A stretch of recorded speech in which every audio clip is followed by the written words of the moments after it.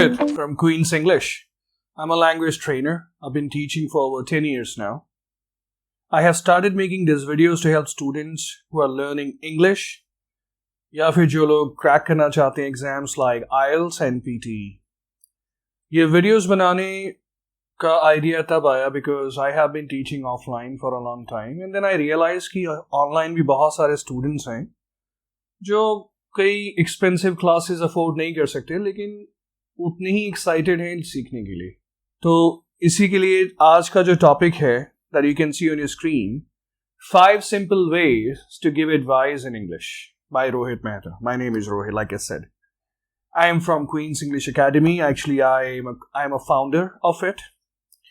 अब होता क्या है कि करना क्या है हमें 3 चीजें जो हैं हमें सीखने को मिलेंगी. Number 1, how to advise. Number 2, speak like a native speaker. अब हम इंग्लिश तो बोलते हैं लेकिन हर कोई चाहता है कि वो प्रॉपर इंग्लिश बोले जैसे एक नेटिव स्पीकर US और UK और कनाडा में बोलता है. तो वो हमें सीखने को मिलेगा. And like I mention before, ये बेनिफिशियल है IELTS स्टूडेंट्स के लिए क्योंकि they have a speaking exam और उसमें उन लोगों के लिए बहुत काम आने वाला है. And there is a surprise in the end of the video जहां पे you can check your learning कि आपने कितना सीखा और आपको लेसन कितना समझ में आया है. ठीक है, तो अब क्या करते हैं, स्टार्ट करते हैं.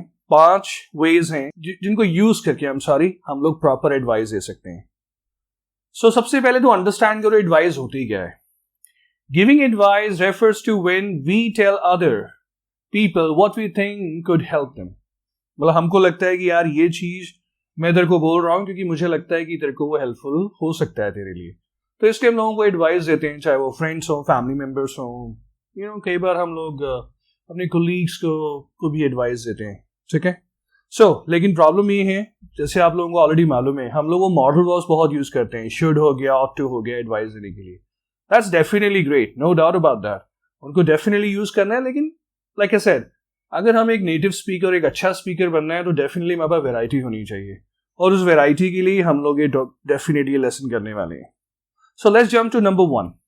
जैसे मैंने बोला, we use these modal verbs, should and ought to.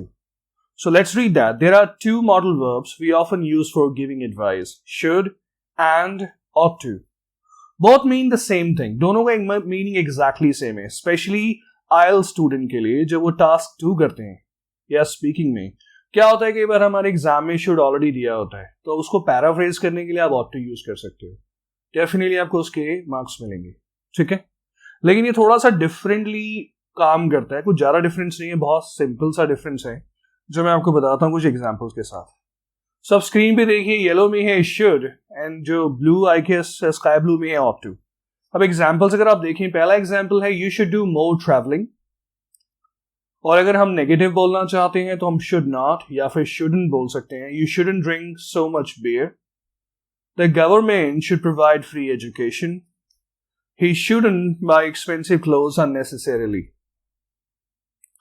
Ought to, you ought to do more traveling. Exact same meaning. You ought not to drink so much beer. The government ought to look after poor children and their education. They ought not to hide anything. So remember, जब भी हम ought to use करें, जो not है negative में लगाने के लिए, वो ought और to के बीच में आना चाहिए. Like the second example, you ought not to drink so much beer. Okay? अच्छा, अब इसमें डिफरेंस क्या है? should के बाद हमेशा infinitive verb आती है जो without to होती है. जैसे you should drink.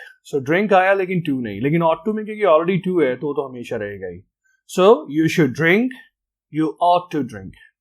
So like I said, ये हमें मालूम है, इसमें प्रॉब्लम नहीं होनी चाहिए. Let's jump to the second one.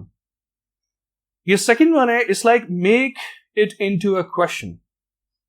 अभी दिखने में क्वेश्चन जैसा फील होगा, लेकिन हम इसको इसी स्टाइल में यूज करते हैं किसी को एडवाइस देने के लिए. हमारे पास 2 हैं, एक है why don't you और दूसरा है how about.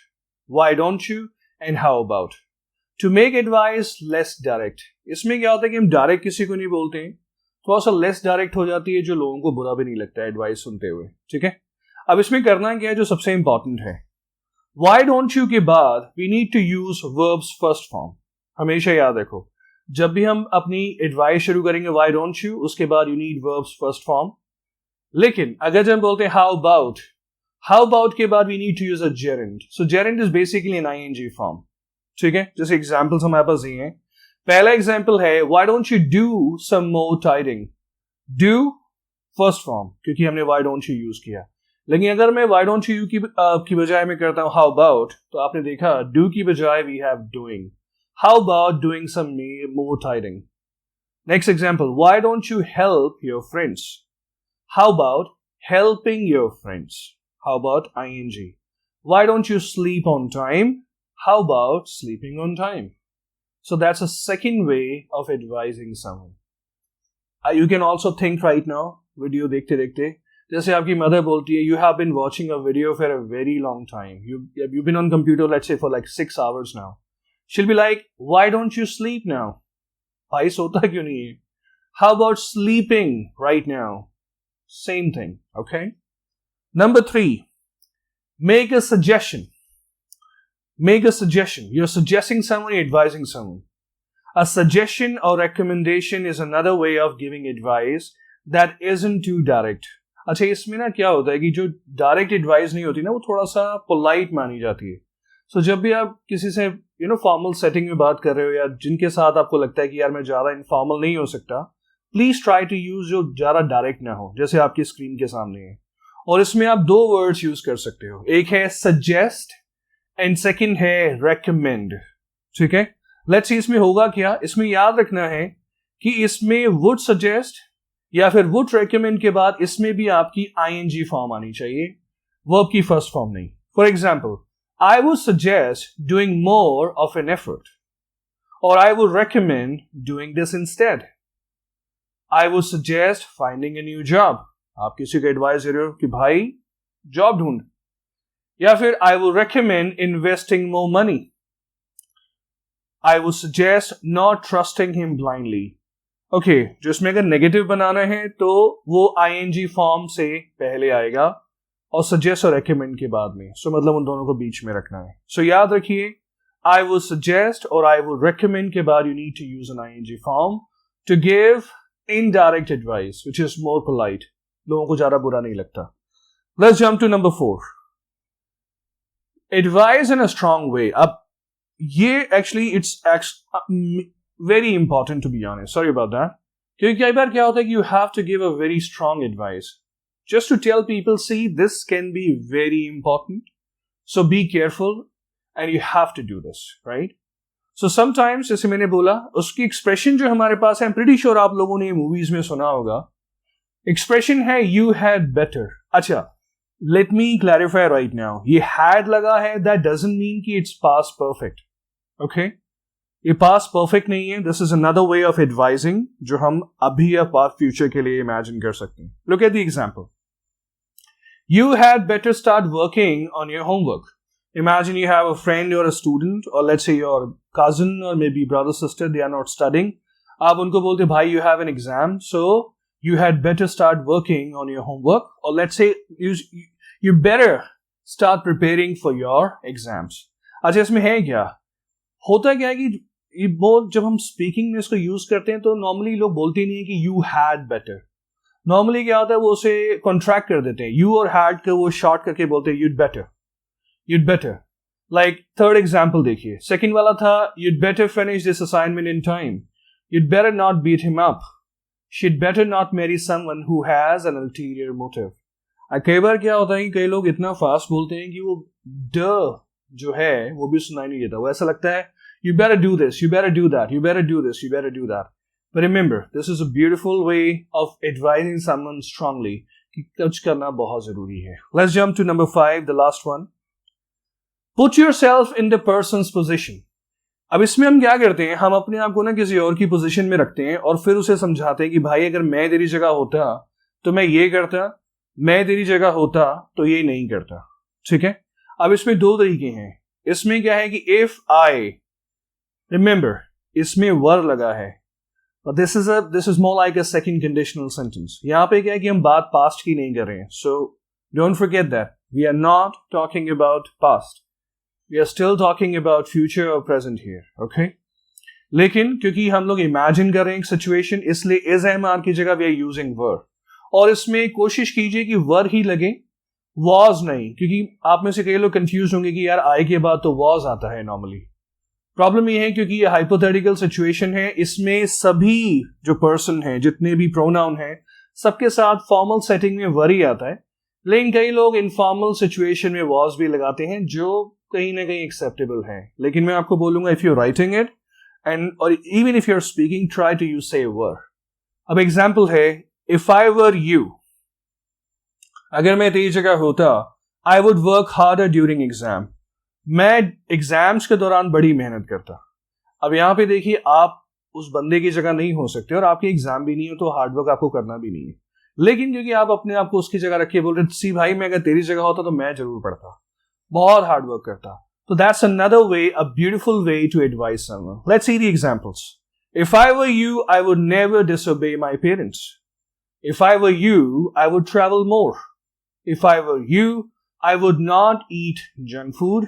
If I were you, I would buy a house first before buying a nice car. अच्छा, कई बार क्या होता है कि इसको हम इन्वर्ट भी कर सकते हैं, हम if I were you को बाद में ले जाएंगे। So for example, I would help my parents if I were you. If I were you, I wouldn't play video games every day. अब कई बार आपने देखा है कि यहाँ पे कंट्रैक्शन है, so IELTS के स्टूडेंट्स के लिए स्पेशली, और जनरली भी जो लोग बोलते हैं, जब भी आप नॉर्मल बात करते हैं ना, तो लोग हमेशा चीजों को शॉर्ट कर देते हैं, कॉन्ट्रैक्ट कर देते हैं। तो कोशिश कीजिए वुड नॉट की जगह से wouldn't, right? If I were you, I wouldn't play video games every day. एक और चीज, कई बार आप मूवीज देखेंगे या किसी फॉरेनर को बात करते हुए देखेंगे, तो क्या होता है कि वो इस सिचुएशन में इंप्लाइड होता है इफ आई वर यू, तो वो सिंपली क्या बोलते हैं, I wouldn't buy this that car. Just imagine कीजिए एक सेटिंग है, you are going to buy a new car with your friend, okay, and he is ready to pay let's say 5 lakh rupees for a second hand car which is worth only 2 lakh rupees, ठीक है? लेकिन आप उसको क्या बोलते हैं कि भाई, नॉर्मली क्या बोल सकते हैं, you shouldn't buy this। और अगर आप क्या बोलते हैं, यार this is not a good car, it's worth only let's say 1.5 lakhs or 2 lakhs, तो आप उसे क्या बोलोगे, I wouldn't buy that car, मतलब मैं वो कार नहीं खरीदता। So you are advising him and telling him कि see भाई this is not worth, so I wouldn't buy that car। So that's another way of advising someone। Now, like I promised you before, there's going to be a quiz and exercise in the end. So here we are. We have 7 questions here that you can actually attempt, जो आपने सीखा है, just to check your learning so far. अगर कोई confusion है, go back, watch it again, and come back, right? So ये पास 7 है. I want you to pause the screen right now. सारे attempt करो, try करो, options जो हैं उसको best को choose करो, and please comment कि जो भी आंसर्स हैं, so I can help you and I can tell you whether वो करेक्ट है या नहीं, right? So again, thank you very much for watching. I will remind you there are different ways to advice someone. Number 1, we always use modal verb should and ought to. IELTS students, remember, you can use them interchangeably because they are synonym. Okay? Number 2 is basically when you use would and were with the if situation. So let me take you back quickly. When you put yourself in person's position, you use were and would first form. Second one, when you want to advise in a strong way, please use had better. And after that, first form of the verb. You'd better do this, you better do that. Try to make a suggestion using suggest and recommend. Okay? But don't forget, after this, you need to use an ing form. I would suggest attempting all the questions in the quiz which I give you. Try that. Second one, use a question to advise someone. Why don't you? How about? You need to remember only one thing. With how, why don't you, you need verbs first form, but with how, with why don't you, first form, how about, ing form, which is a gerund. And of course, should and ought to. So I will thank you for giving me your time. I hope you have learned something. If you have, please press करो, comment कर दो यार, कुछ ना कुछ अच्छा बुरा जो भी लगा, लाइक कर दो, आंसर्स मत भूलना कमेंट में, so I can actually tell you कि वो ठीक है या नहीं है। अगर हो सके तो किसी के साथ शेयर भी करना अगर आपको अच्छा लगा। So thank you again, see you in the next video. My name is Rohit Mehta, bye bye, take care.